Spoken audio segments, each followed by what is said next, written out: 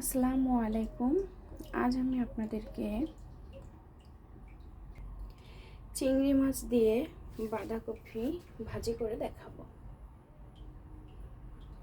এখানে আমি নিয়েছি পেঁয়াজ কুচি, নিয়েছি আদা কুচি, নিয়েছি মরিচ, লবণ, হলুদ এবং রসুন। চলুন তাহলে চুলায় চলে যাই।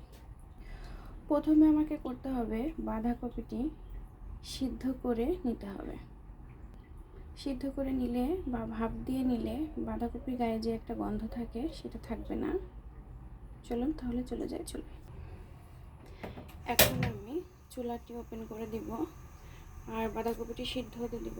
উপরে একটু লবণ ছিটিয়ে দেব, একটু হলুদ দেব,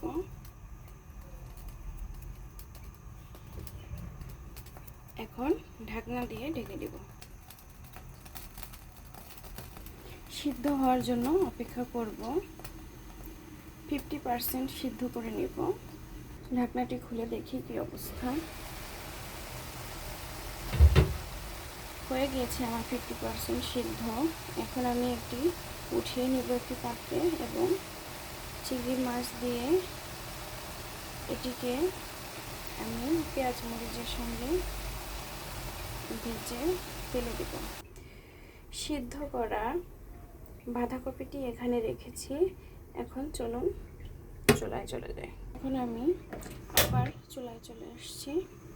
এখন আমি তেল দিব কড়াইতে।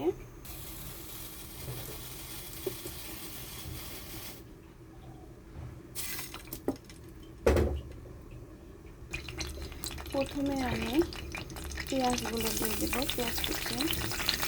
এরপরে দিয়ে দেব রসুন কুচি। এখন দিয়ে দেব মরিচ। এখন দিয়ে দেব চিংড়ি মাছ।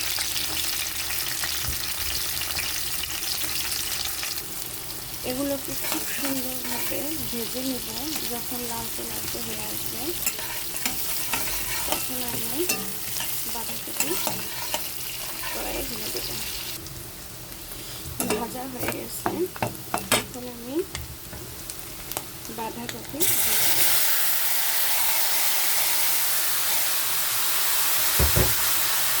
এর সঙ্গে যে একটু পানি পানি ছিল এটি দিয়ে আমার রান্নাটি হয়ে যাবে।